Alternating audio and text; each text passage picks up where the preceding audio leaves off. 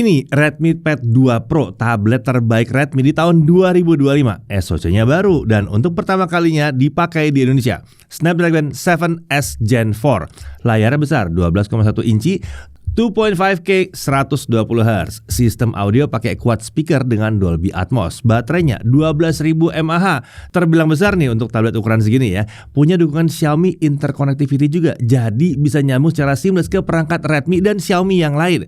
Gak ketinggalan ada juga dukungan stylus dan keyboard case untuk tablet yang satu ini. Nah, di kelas 4 jutaan apakah memang jadi mending Redmi?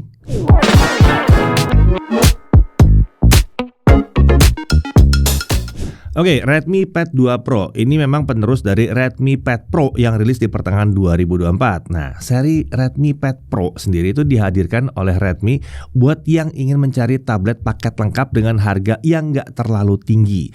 Kalau dibandingkan dengan pendahulunya, Redmi Pad 2 Pro ini punya sejumlah upgrade seperti SoC baru dan baterai yang lebih besar.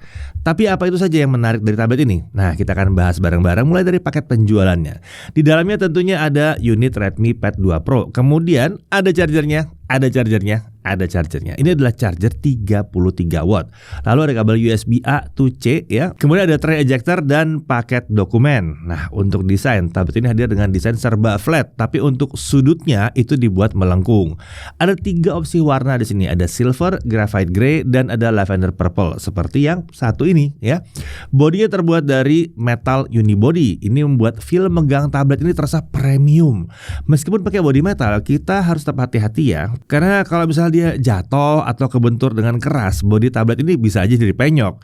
Nah, untuk dimensi, lebarnya 279,8 mm, tinggi 181,65 mm, dan tebalnya di 7,5 mm. Bobotnya untuk tablet only itu ada di 608 gram.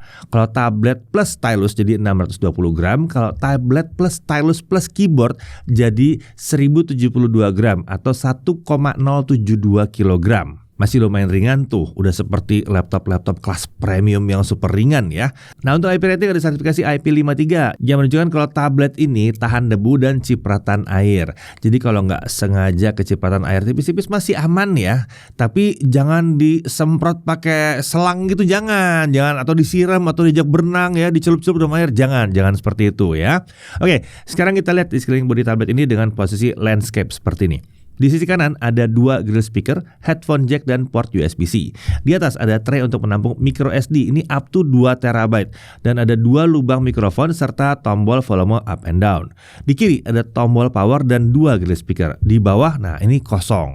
Terlihat ya, tablet ini punya quad speaker yang dicuning dengan Dolby Atmos. Suara sendiri kami rasa lebih dominan di vokal ya. Saat instrumen itu mulai rame dalam sebuah musik, suaranya masih belum tergolong yang rapi-rapi banget sebetulnya. Tapi secara umum, speaker ini sudah cukup lah untuk menikmati konten. Terlebih, quad speaker seperti ini menghasilkan staging yang terbilang luas ya. Kalau mau keluaran suara yang benar-benar rapih, ya bisa tuh pakai earphone Bluetooth atau earphone yang kabel tuh bisa juga ya. Nah, untuk speaker ini ada fitur volume boost 200% dan 300%. Ini biar keluaran suaranya bisa lebih lantang lagi. Saat dicoba, suaranya memang jadi ya lebih lantang ya, tapi kualitas audionya jadi sedikit menurun.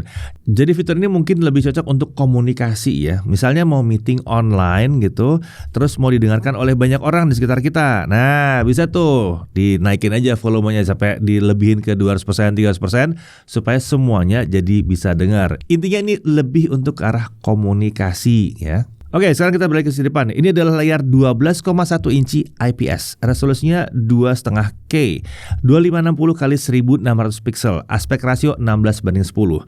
Di opsi default, refresh rate-nya bisa naik sampai 120 Hz dan turun otomatis ke 48 Hz kalau tidak ada aktivitas. Nah, kalau lagi muter video 30 fps, ternyata refresh rate juga bisa turun sampai 30 Hz. Oke, layarnya diklaim punya instant touch sampling rate sampai 360 Hz. Secara umum, layarnya memang udah lumayan responsif lah untuk scrolling dan untuk main game ya, udah responsif touch-nya ya. Untuk perlindungan mata, layarnya sudah punya sertifikasi khusus ya. Ada TUV Rhineland Low Blue Light Certified, ada TUV Rhineland Flicker Free Certified, dan ada TUV Rhineland Circadian Friendly Certified. Layar tablet ini juga sudah pakai perlindungan Gorilla Glass 3. Ini teoritis bikin layar lebih tahan terhadap goresan halus. Tapi jangan sengaja digores-gores ya. Dia lebih tahan aja daripada kalau tidak pakai tentunya.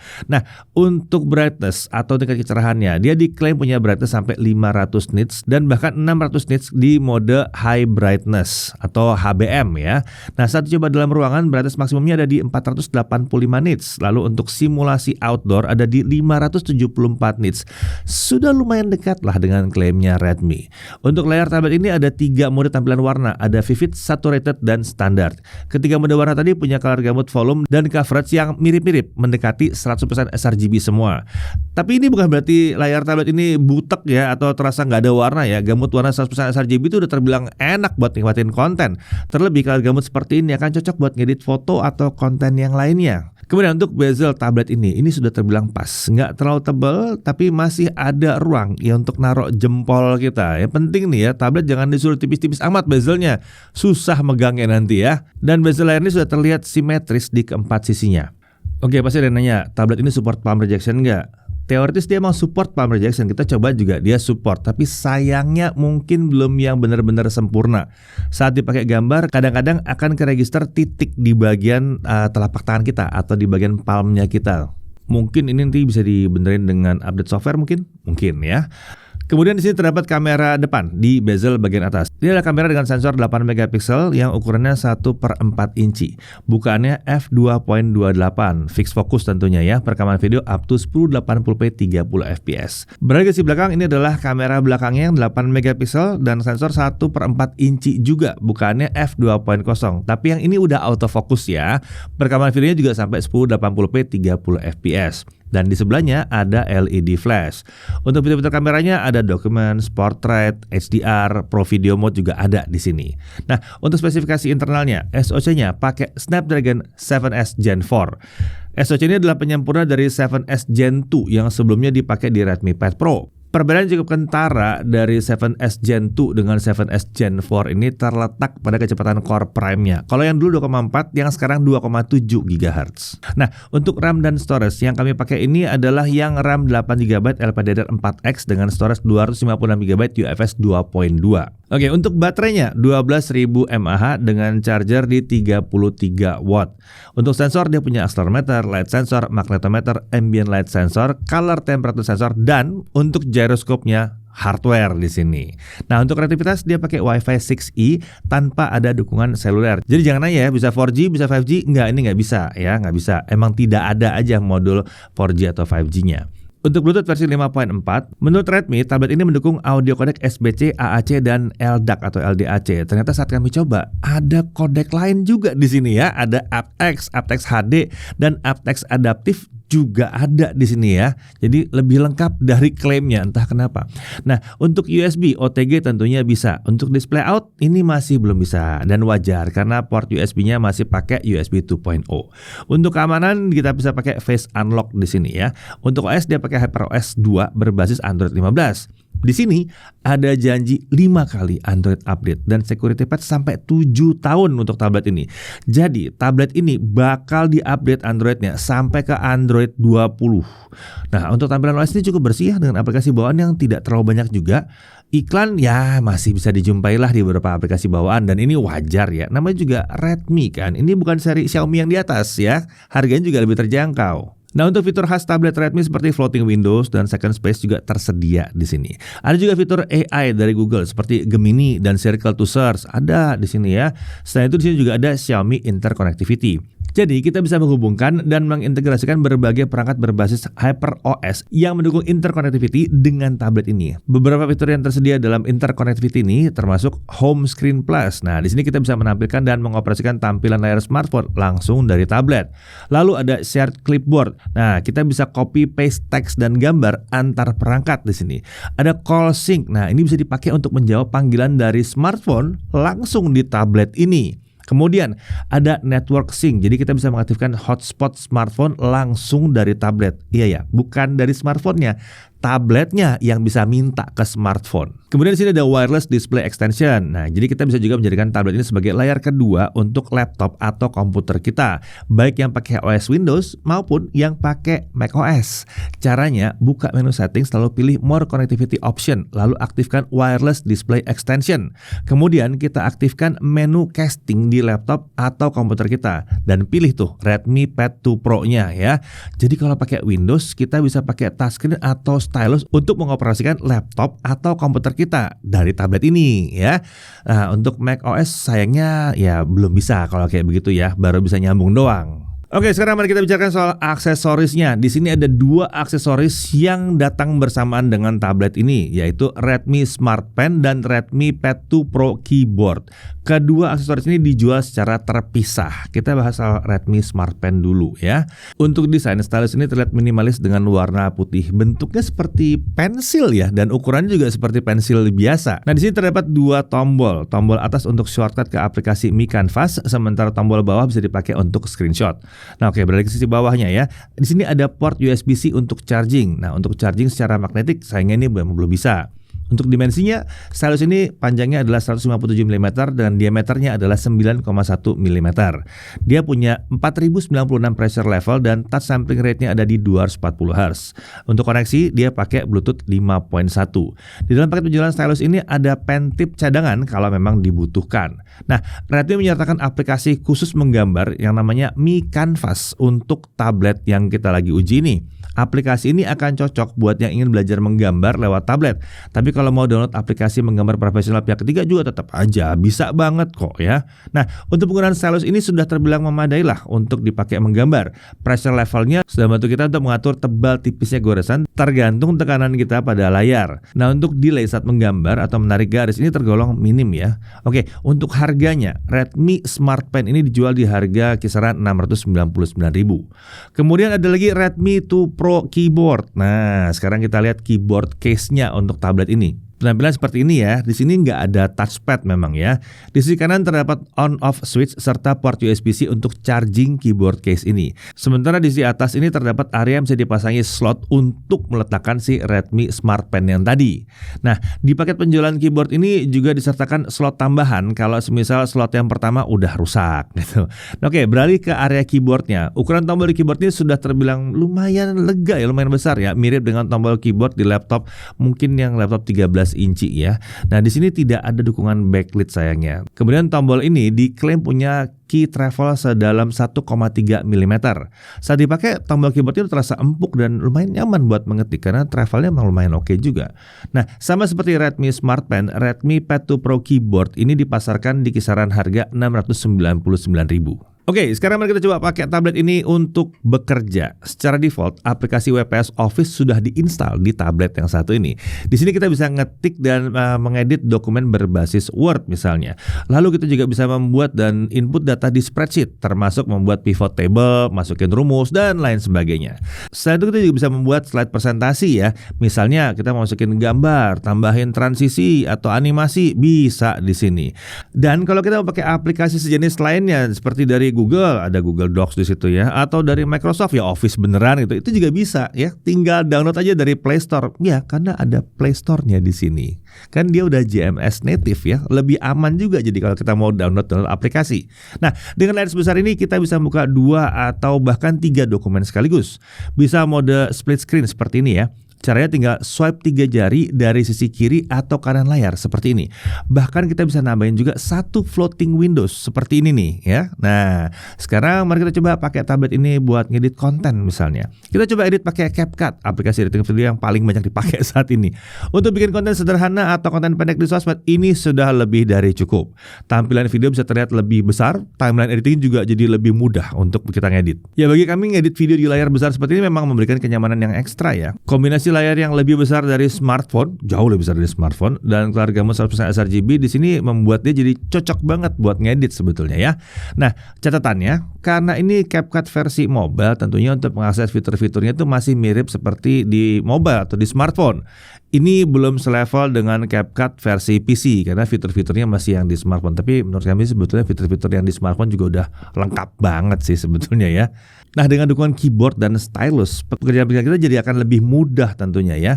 Key travel di keyboard juga udah cukup dalam, membuat pengalaman ngetik di keyboardnya jadi terasa nyaman. Lalu stylus juga bisa dipakai buat berbagai hal, mau coret-coret dokumen, bikin ilustrasi, bahkan scrubbing pada saat ngedit video. Mungkin kalau pakai tangan rasanya kurang detail, nah udah pakai stylus aja bisa juga ya. Yang perlu diperhatikan, kalau kita pakai case keyboard yang pasangannya tablet ini kemiringannya nggak bisa diatur ya. Dan kalau dipakai langsung buat menggambar, tentunya ya kemungkinan besar telapak tangan kita akan kena ke keyboard ya. Jadi kalau untuk gambar mungkin lebih enak kita nggak pakai case keyboardnya ini. Oke, sekarang kita masuk ke pengujian performanya. Kita lihat dulu benchmarknya ya. Untuk Antutu 10 dia dapat kisaran 777 ribuan. Untuk Antutu 11 saat video ini dibuat, sayangnya skor benchmark dari tablet ini belum bisa muncul ya. Mungkin karena belum launching pada saat kita buat ya. Kemudian untuk Geekbench 6 single core di 1252 dengan multicore di 3323. Untuk Trimark sama seperti Antutu 11 saat video ini dibuat, aplikasi itu masih belum bisa jalan untuk ngebenchmark tablet ini. Untuk GFX Bench 1080p Manhattan 3.1 off-screen kita dapat 63 fps. Untuk car chase off-screen 35 fps. Sekarang kita lihat untuk gaming seperti apa. Kita coba Subway Surfer dulu. Game ini hanya bisa jalan di 60 fps, walaupun refresh rate layarnya udah kita set ke 120 Hz. Saat dimainkan ya mulus lancar di 60 fps aja. Untuk real racing, nah sama seperti game sebelumnya, game ini juga nggak bisa jalan di atas 60 fps. Kalau dimainkan ya juga mulus-mulus aja 60 fps terus. Lanjut untuk Mobile Legends, setting frame rate yang terbuka ini sampai super atau 90 fps. Sayangnya refresh rate layar hanya nyangkut di 60 Hz, jadi otomatis gamenya juga nyangkut di 60 fps. Meskipun layar udah setting di 90 Hz, frame rate tetap aja terkunci di 60 fps ya, karena layarnya nyangkut di 60 Hz tadi ya. Oke, untuk PUBG Mobile, frame rate maksimumnya adalah sampai ekstrim atau 60 fps.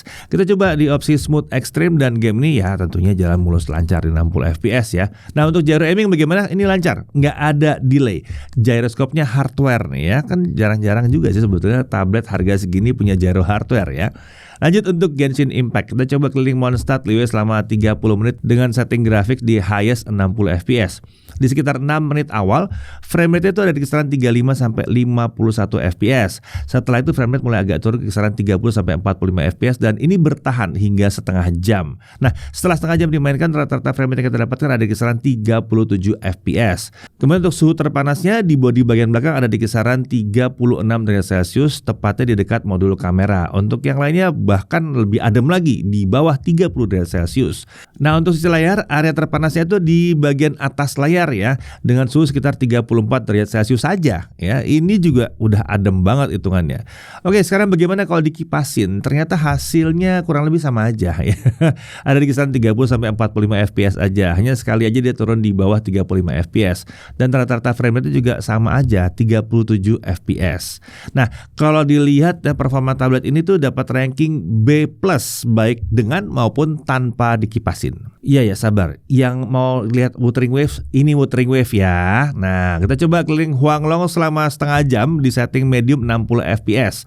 Frame rate terlihat naik turun di kisaran 20 sampai 35 fps. Sesekali bisa naik di 40-an, cuman hanya sebentar aja sih. Dipakai battle di open world juga kurang lebih mirip ya, di kisaran 20 sampai 30-an fps. Setelah setengah jam, rata-rata frame rate yang kita dapatkan adalah di 32,7 frame per second. Masih cukup oke untuk dimainkan. Tapi memang frame rate yang dapat itu agak kurang mulus aja. Oke, pengujian gaming udah, sekarang kita lanjut ke pengujian kameranya. Oke, ini adalah contoh perekaman video kamera belakang dari Redmi Pad 2 Pro dengan pencahayaan studio. Untuk resolusi maksimalnya memang hanya bisa sampai 1080p 30 fps untuk kamera depan dan belakang. Hasilnya seperti ini ya teman-teman. Secara tampilan udah cukup oke lah untuk meeting online maupun video call. Tapi ini memang menggunakan pencahayaan studio ya teman-teman. Nah, gimana kalau tanpa pencahayaan studio atau pakai pencahayaan biasa? Nah, kalau ini adalah contoh perekaman video kamera depan tanpa pencahayaan studio. Jadi kita pakai pencahayaan biasa ya teman-teman. Secara detail emang udah lumayan soft di sini, tapi setidaknya wajah masih bisa terlihat dengan cukup jelas. Oke, kalau ini adalah contoh perekaman video belakang dari Redmi Pad 2 Pro di resolusi 1080p 30 fps dengan kondisi pencahayaan studio. Hasilnya seperti ini. Nah, kalau ini adalah contoh perekaman video tanpa pencahayaan studio. Jadi, kita pakai lampu pencahayaan biasa ya teman-teman, hasilnya seperti ini. Gimana menurut kalian? Sekarang kita coba tablet ini untuk meeting online ya. Kita coba beberapa filter dan background di sini. Sekarang kita coba background yang ini. Nah, kelihatan cukup bagus di sini backgroundnya. Sekarang kita coba kalau pakai background blur. Nah, kelihatan ya background jadi agak buram di sini. Background di sini udah kelihatan bagus lah. Sekarang kita coba filter yang ada di Google Meet. Nah, kita coba pakai yang ini.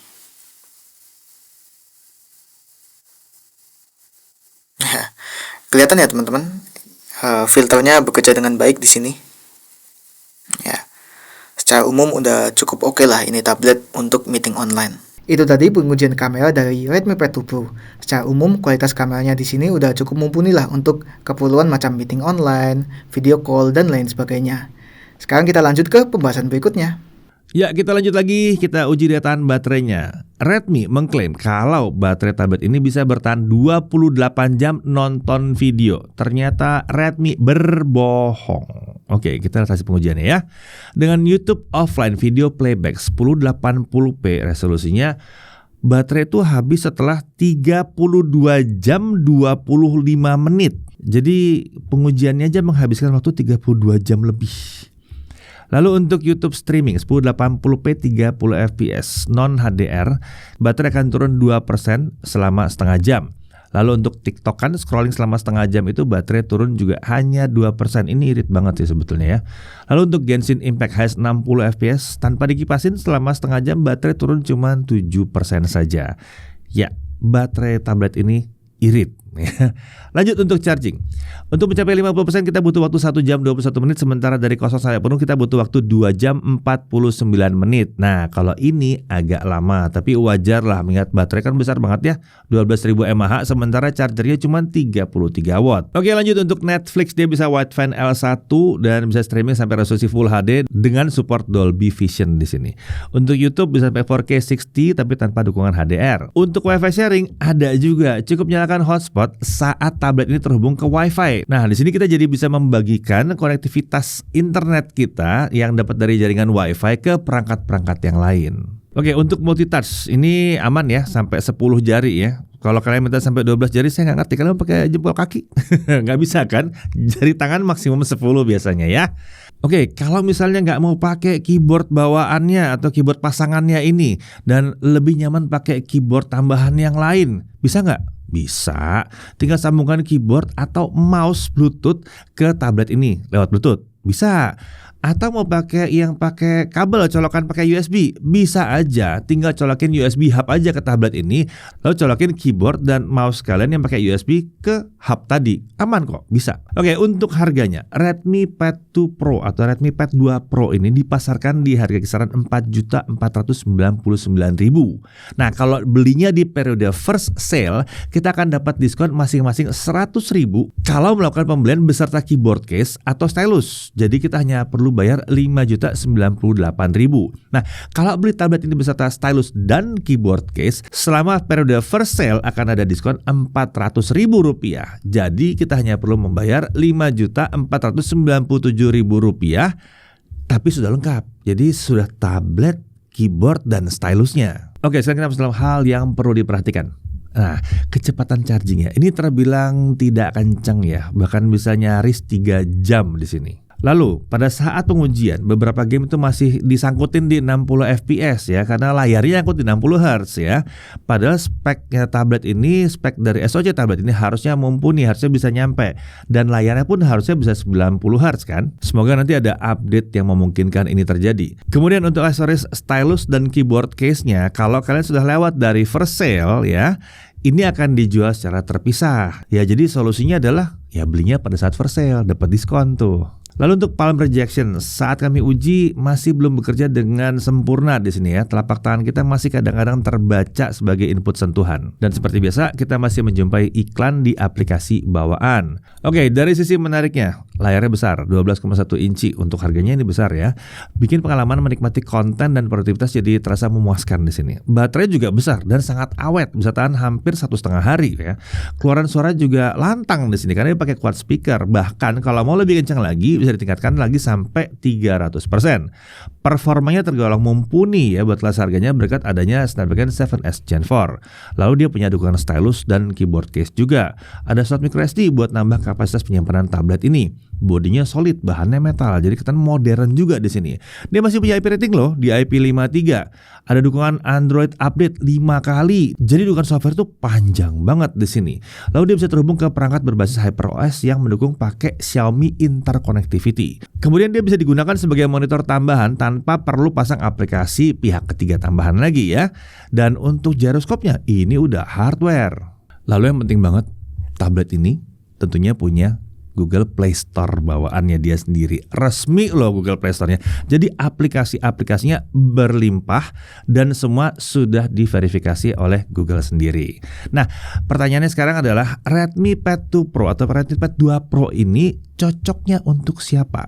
Menurut kami, tablet ini sudah sangat memadai untuk kebanyakan orang.